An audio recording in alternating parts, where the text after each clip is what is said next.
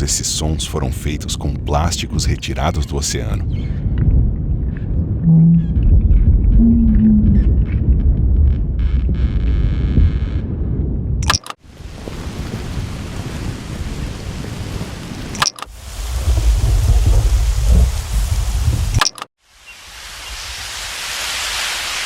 Não deixe o oceano virar plástico.